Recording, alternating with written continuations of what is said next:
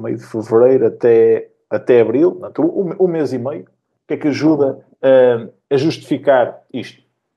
Guerra comercial, portanto, entramos definitivamente aqui na cartas em cima da mesa, porque já se andava a falar disto. Começou oficialmente, se é que já não tinha começado, mas agora foi disparado no Liberation Day, foram disparadas as balas todas pela administração Trump. Guerra comercial, que depois suscita a incerteza e o medo. Portanto, incerteza, medo, pânico, sell-off, mas também não nos podemos esquecer aqui deste terceiro fator. Este terceiro fator é o quê? Liquidação forçada. Liquidação forçada que ajuda a justificar estes movimentos carregados que nós estamos a ver aqui.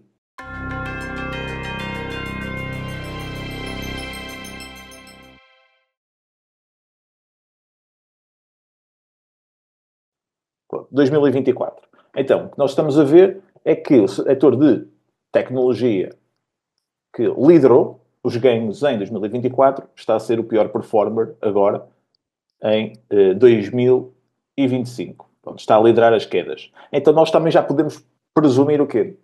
Que há aqui alguma realização de lucros, há aqui alguma rotação de setores para outras empresas, porque, eventualmente, com toda a subida que estas empresas tiveram aqui em 2024, também havia aqui uma percepção de valuations mais esticadas e que, rapidamente, depois o mercado começa a querer realizar lucros rapidamente e estas empresas. Isto faz parte da natureza do mercado. Vimos isto mais do que uma vez. Quem teve as piores perdas em 2022 liderou em 2023 também. Isto faz parte desta rotação setorial. O consumo cíclico também está aqui em evidência. Communications industrial. O setor de communications também performou muito bem. Vejam aqui. E faz parte aqui destes 4 setores que estão a liderar perdas. O setor financeiro até escapa. Esteve muito bem em 2024, mas não é dos piores performers. Consumo cíclico é que também se destacou. Mais de 21,26%. E aqui está menos 17,88%. E o setor industrial, que timidamente, ainda assim, teve uma rentabilidade de 11,9%. Cresceu aqui menos 11,9%. Isto foi quase um espelho até agora. Portanto, resumidamente, há algumas notas. Portanto, o setor tecnológico, como disse, pior performance agora em 2025, realização de lucros, rotação setorial também. Nota-se que está a haver muito isso. Consumo cíclico, pelo menos na minha opinião, da forma como olho para estas oscilações, estas diferenças de performance a nível setorial. Consumo cíclico, onde se enquadram aqui as indústrias de automóvel, de retalho, de viagens, está a sofrer com um contexto de juros elevados, não é? A penalizar consumo, aumento de preços com tarifas, dados do emprego, não é? Que não ajuda. Sem emprego não há estímulo ao consumo, não é? Por parte das famílias, dos consumidores, e o medo de recessão, não é? Que está a afetar o otimismo. E também o consumo, porque há aqui alguma preservação de capital por parte das famílias em momentos de incerteza. Communication Services. O que é que nós temos aqui? Plataformas de redes sociais, Meta, motores de busca, Alphabet, streaming, Netflix, televisão, né? Comcast, entre outros, né? Mídia também, jornais, etc. Que estão a sofrer com o receio de corte nos custos com publicidade, né? Se eventualmente entrarmos em recessão. Torna também os orçamentos, né, mais rígidos das famílias, essa incerteza e eventual entrada em recessão. Vai haver menos para gastar em streaming, em entretenimento, e é natural que o setor de communication também neste quadro seja dos mais afetados. E o industrial? O industrial sofre com o aumento de custos das importações. Se viemos a ter tarifas, vamos ter aumento de custos com tudo aquilo que precisam de importar. Possíveis disrupções das cadeias de abastecimento agora com aquilo que o Donald Trump está a tentar provocar com as tarifas, no fundo é fazer com que os países redefinam rapidamente a sua economia, que isto é praticamente impossível, mas pode disromper muitas cadeias de abastecimento. Como é que vai funcionar a indústria? Dessa forma, é muito difícil de antever para já. Juros elevados também continuam aqui a castrar estas empresas de capital intensivo que precisam de bastante dinheiro para continuar a operar, e os receios da inibição que iniba o consumo, não só a nível de exportações, pedidos de fora aos seus produtos, como também a nível interno. E mesmo para investimento, com o contexto de taxas de juros elevadas, não é o melhor. Então, agora que falamos dos setores e da forma como se está a comportar aqui o mercado a nível setorial, o que é que justifica ou ajuda a justificar esta queda de menos 17,53% que vemos no SP500, aqui no espaço de, portanto, meio de fevereiro até abril, portanto, um mês e meio. O que é que ajuda a justificar isto? Guerra comercial, portanto, entramos definitivamente aqui na cartas em cima da mesa, porque já se andava a falar disto. Começou oficialmente, se é que já não tinha começado, mas agora foi disparado no Liberation Day, foram disparadas as balas todas pela administração Trump. Guerra comercial, que depois suscita a incerteza e o medo. Incerteza, medo, pânico, sell-off, mas também não nos podemos esquecer aqui deste terceiro fator. Este terceiro fator é o quê? Liquidação forçada. Liquidação forçada que ajuda a justificar estes movimentos carregados que nós estamos a ver aqui.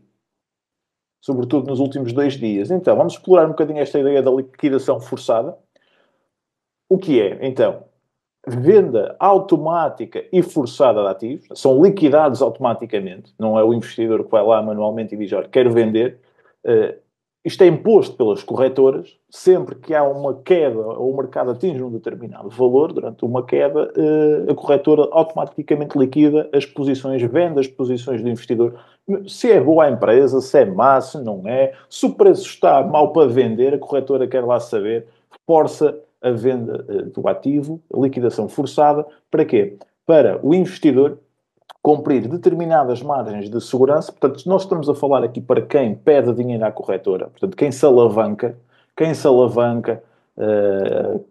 e pede uma margem à corretora para investir, depois tem que garantir que cumpre uma determinada margem de segurança, ou seja, que a sua carteira, que as suas posições, né, que aquele portfólio, que aquela conta tem um determinado valor, pelo menos, para garantir que vai existir liquidez para o investidor poder fazer face e cobrir o empréstimo que pediu. Portanto, não cumprindo esse valor mínimo, esse patamar mínimo, a corretora obriga a liquidação do ativo, né? Não vai ser a corretora a ficar a arder e vai vender.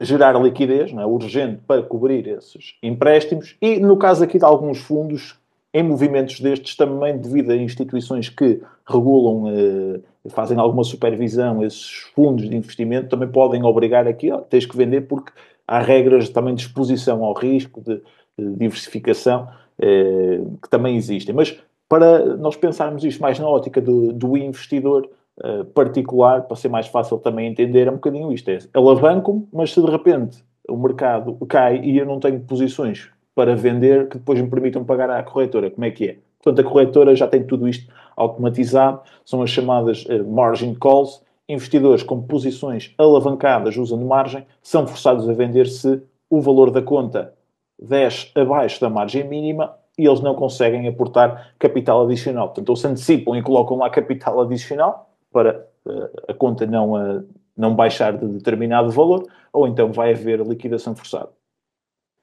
Havendo liquidação forçada, se juntarmos a isto que grande parte das negociações hoje em dia são feitas por sistemas automáticos de negociação, portanto, os algoritmos de trading, e também toda a atividade dos traders, que colocam ordens de stop loss, se juntarmos tudo isto, não é, os algoritmos que fazem atividade de negociação automática, todos os stop losses que vão sendo ativados à medida que o mercado cai abruptamente, quer os traders queiram, quer não, né? Atingindo aquele nível de stop loss, ocorre a venda, quer também as margin calls que são ativadas, tudo isto gera um efeito em cascata. Portanto, um efeito de dominó. Isto vai tudo se liquidando muito, muito rápido e amplia a agressividade da queda no mercado. Por isso é que temos aqui também... Isto ajuda a justificar o porquê desta amplitude de movimento tão drástica, sobretudo que nós vimos aqui nestes últimos 2 dias, né? Quinta e sexta-feira, a seguir ao Liberation Day. Como é que nós também podemos detectar que de facto estas liquidações estão a ocorrer no mercado. Isto porque também ajuda aqui. Até nós próprios, não é? Investidores, que temos as nossas posições, ninguém gosta de ver de repente os ativos em que investiu caírem de preço. Mas é para nós percebermos que isto não está a ser uma queda. As nossas ações das empresas em que investimos não estão a cair drasticamente porque os fundamentos se deterioraram. Claro que existe pânico e incerteza a motivar a venda, mas também existe aqui muita liquidação forçada porque faz parte do sistema. Conseguimos identificar isso através do volume, que é um indicador técnico que nos diz quantas negociações é que foram negociadas, neste caso. Estamos a ver aqui o gráfico diário, portanto, neste dia, aqui 5,99 bilhões de ações negociadas e um valor muito alto. Se tivermos em conta aqui o último ano, tivemos aqui um volume parecido, mas até foi um dia em que o mercado até foi positivo, por isso é que a vela do volume está verde, mas estes 2 dias, mas sobretudo o de sexta-feira, superou o volume que nós vimos aqui ao longo do ano todo. Portanto, muito volume, muitas ações a serem negociadas. E depois vou-vos mostrar aqui outro indicador que também ajuda a perceber se de facto o mercado estava assim tão alavancado ao ponto de repente, estas margin calls também se começarem a despoletar. Então, temos este indicador aqui, o FINRA Margin Debt. Margin Debt, né, a margem de dívida, é a totalidade de fundos que os investidores pediram emprestados ao seu broker, né, à sua corretora. Quanto maior for a margin debt, né, a margem de dívida, quer dizer que os investidores de retalho estão mais bullish. Estão mais bullish. Porquê? O mercado começa a subir, gera entusiasmo, gera otimismo, também quer participar, porque não alavancar? Assim consigo multiplicar os meus ganhos. Vamos ver como é que estamos a nível de margem de dívida. Nós estamos a assistir aqui, portanto, FINRA Margin Debt, últimos 10 anos. Vimos aqui um all-time high em 2021, perdão, 2021, mesmo ali antes de 2022, muito curioso, que atingimos esse pico dos últimos 10 anos e depois o mercado entrou em bear market. Muito curioso também perceber que ela volta a ser atingida, esta margin debt, agora, final de 2024 e início de 2025. Portanto, o sistema estava muito alavancado, havia muitos investidores que tinham pedido aqui dinheiro às corretoras, muitos fundos aqui alavancados. Quanto mais alavancagem existe também no movimento de queda, mais o sistema vai gerar ordens de venda, as margin calls, etc, etc. Portanto, as amplitudes de movimento também, de liquidação forçada, ajudam-se a explicar assim, quanto mais margem, mais ordens desta natureza vão ser ativadas. E realmente estávamos a assistir aqui a uma fase bastante de euforia. De euforia. Já vamos ver mais à frente nos slides de psicologia do mercado. Que estávamos realmente aqui ao nível das emoções num estado de euforia, porque quando temos um ano, como temos 2024, em que toda a gente chega ao fim a sentir-se muito inteligente e um grande investidor, porque realmente deu para tudo, deu para a Bitcoin, deu para e as outras cripto também, até as altcoins, com um bocadinho de jeito também, mas deu praticamente para todos os setores do SP500 e muitas ações. Para o ouro também, deu quase para tudo. Toda a gente estava aqui já num estado de euforia até ao ponto de começarmos, como alguns de vocês disseram, e bem, até o taxista de repente começa a falar de investimentos. E existe este indicador que nos ajuda a testar que realmente o sistema não estava. Desde 2021, e depois nós vimos tudo aquilo que aconteceu em 2022, até onde é que o mercado chegou e os preços que as empresas chegaram a atingir, Big Tech, preços ridículos. O que é que aconteceu depois do sistema estar tão alavancado?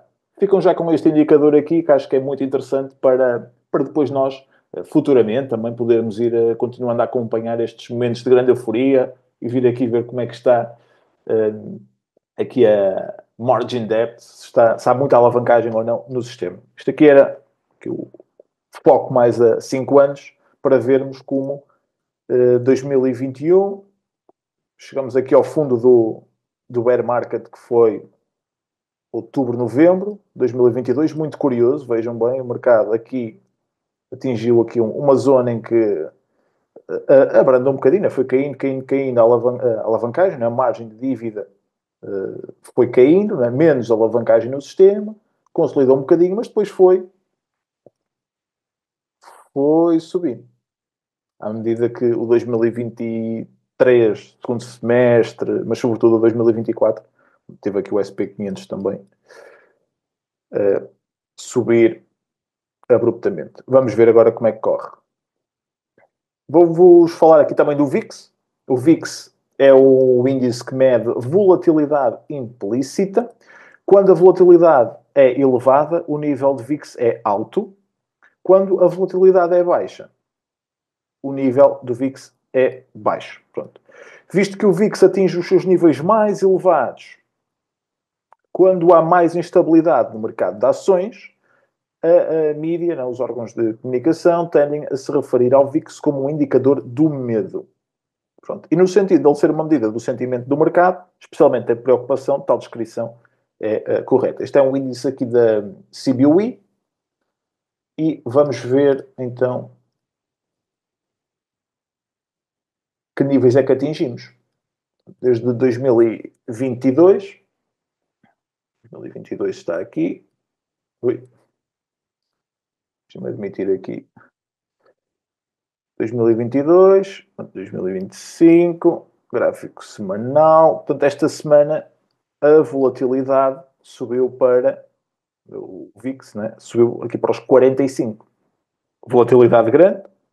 Agora, eu até pedi aqui a ajuda ao nosso amigo ChatGPT para vos trazer aqui um bocadinho de contextualização sobre o VIX. Portanto, o VIX mais do que duplicou em apenas uma semana, o que é extremamente raro. Fechou muito próximo do máximo da semana. Portanto, fechou. Por isso é que temos um corpo da vela sem sombras. Vejam aqui esta vela. O corpo terminou aqui. Portanto, quer dizer que esta semana o VIX iniciou aqui e a semana fechou aqui. No início da semana iniciou aqui e fechou a semana aqui. Depois temos esta sombra grande, quer dizer que ele durante a semana andou por aqui o VIX, mas depois fecha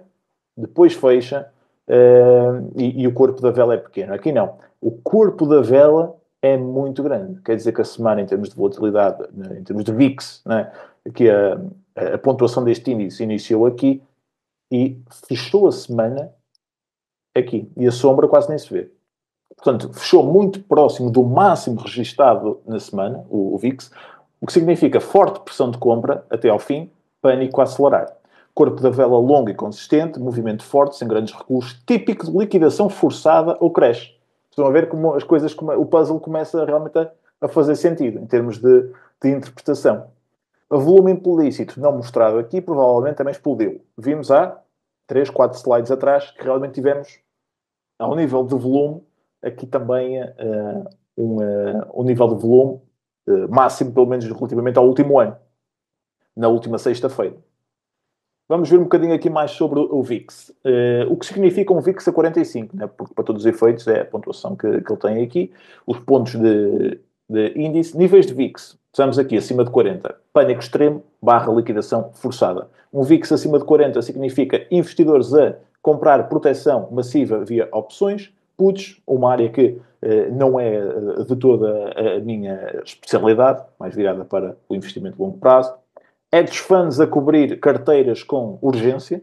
Eu começar aqui a cobrir carteiras, aqui a tentar ir atrás do prejuízo com urgência e o risco de sell-off contínuo se não houver estabilização técnica. E nós já vamos tentar ver aqui onde é que poderá haver estabilização técnica nos próximos slides. Portanto, isto ajuda a compreender o que está a acontecer.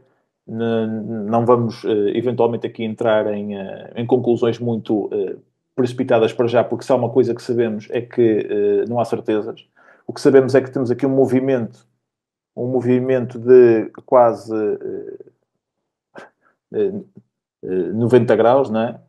Aqui um movimento muito grande e também tudo aquilo que cai muito rápido, como uma trade war 2018-2019, gera também muitas vezes, e também vimos isso na pandemia, tão rápido cai, como também rapidamente recupera. E nós já estamos quase nos valores de descida que a Trade War 2018-2019 chegou. Chegou ali aos cerca de 20% e nós já estamos quase lá. Isto foi tudo muito rápido. Fear and Greed, Extreme Fear, onde quase não há aqui mais margem para o Fear and Greed Index mostrar algum pontinho, já só tem aqui 4, medo extremo, e aqui American Association of Individual Investors, também existe este indicador, quem fez o curso de iniciação avançada já o conhece. No fundo, é pegar... Eles fazem estas sondagens, estas perguntas a vários investidores. Em que direção é que os membros da American Association of Individual Investors, em que direção é que eles sentem que o stock market vai nos próximos 6 meses? E depois eles respondem, e aqui temos os sentiment votes, bearish 61,9%, e bullish temos 21,8%. Então isto até é 21,8%, sim, aqui é, porque é bull to bear ratio, isto dá, portanto, 0,35. Isto significa que para cada pessoa bearish há 0,35. Pronto. É assim, pronto, é isto. É um terço de uma pessoa que está bullish. Ok?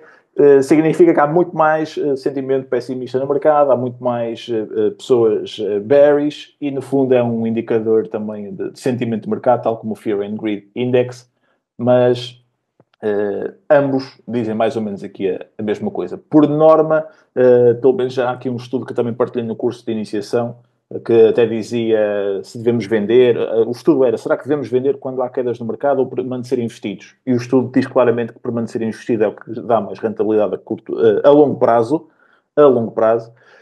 do que sair do mercado sempre que o bull to bear ratio vem a 0,6 ou abaixo. Quando o bull to bear ratio atingisse esses 0,6, vendia-se durante 6 meses, voltava-se ao mercado 6 meses depois, para tentar, basicamente, evitar um período em que depois o mercado se vai deteriorando nesses 6 meses e a pessoa depois voltava outra vez ao mercado. O estudo diz que permanecer investido é o que gera mais rentabilidade a longo prazo. Bom, falar aqui, controlar o tempo, passaram 45 minutos. Tendência do SP500 reverteu para descendente. Atenção. Cruzamento de médias móveis, média móvel simples de 50 dias a cruzar abaixo de 150. Ambas estão a curvar para baixo, portanto temos aqui sinalizado a reversão de tendência. E, muito curioso, porque existem 2 métodos. Um é o cruzamento de média móvel simples de 50 dias com 150, ou então usar apenas a média móvel simples de 200 períodos.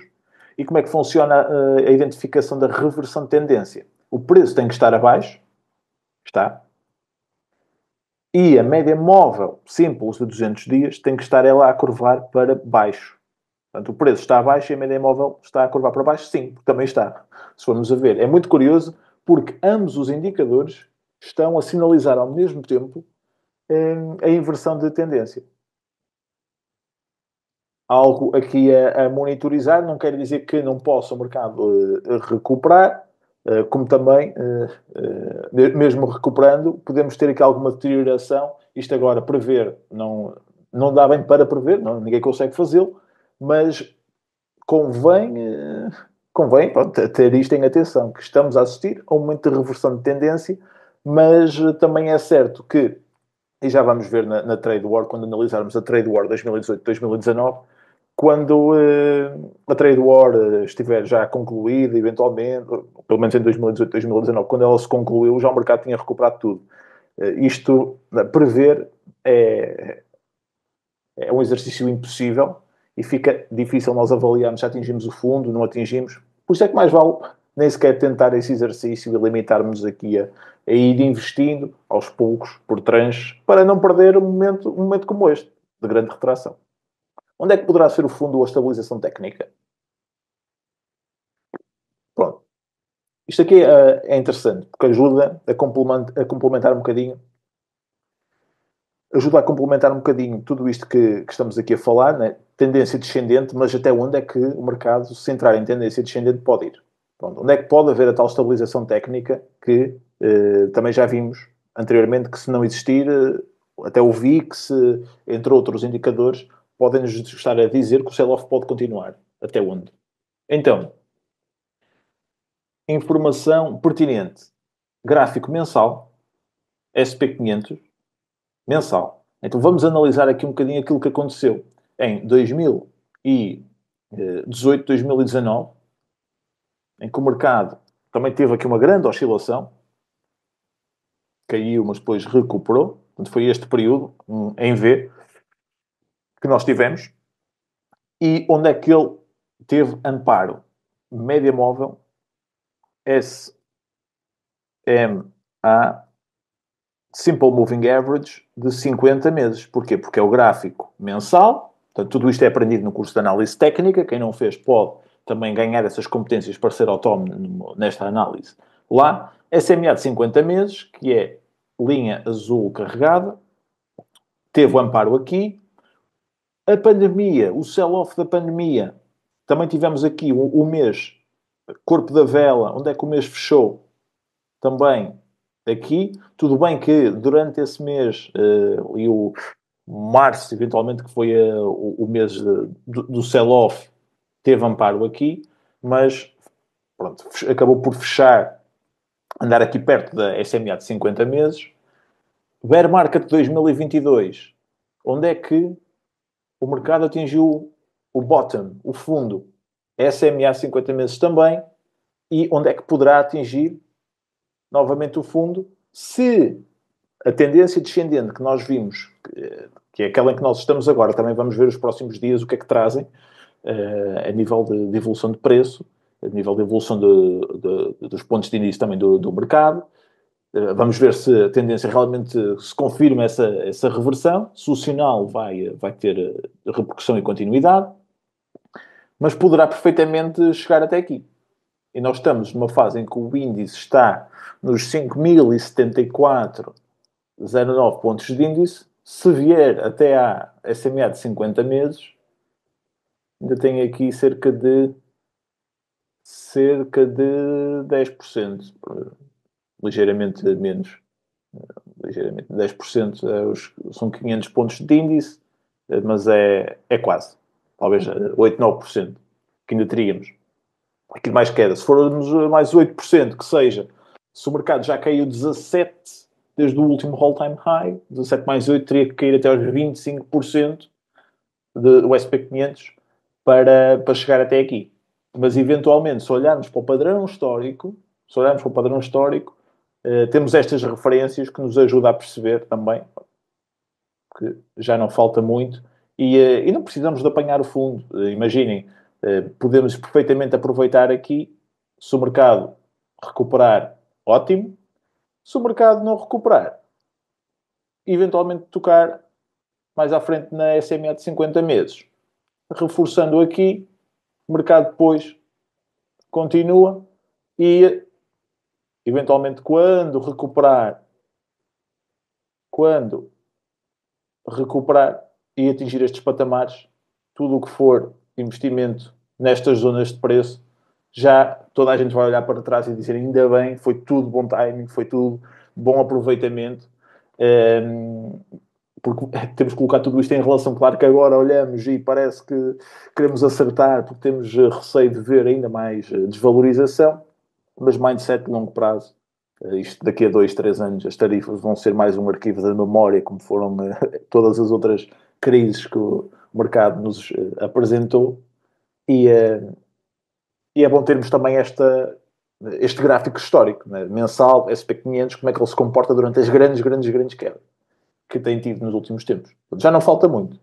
Não quer dizer que chegue lá, mas mesmo querendo aproveitar agora, já é um contexto próximo deste worst case scenario em que ele pararia aqui. Se queres manter-te a par dos meus últimos vídeos e análises, clica no botão para subscrever o canal e ativa todas as notificações. Se queres aprender mais comigo sobre como investir na Bolsa de Valores e construir um portfólio capaz de crescer acima da média de forma sustentável e diversificada, visita o meu website em investidanabolsa.com.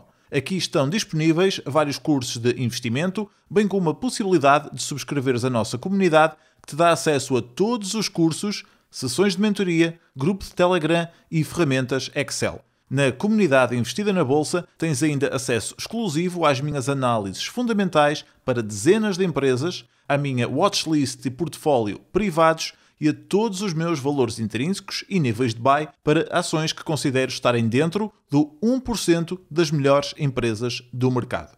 Se queres passar ao próximo nível, visita investidanabolsa.com.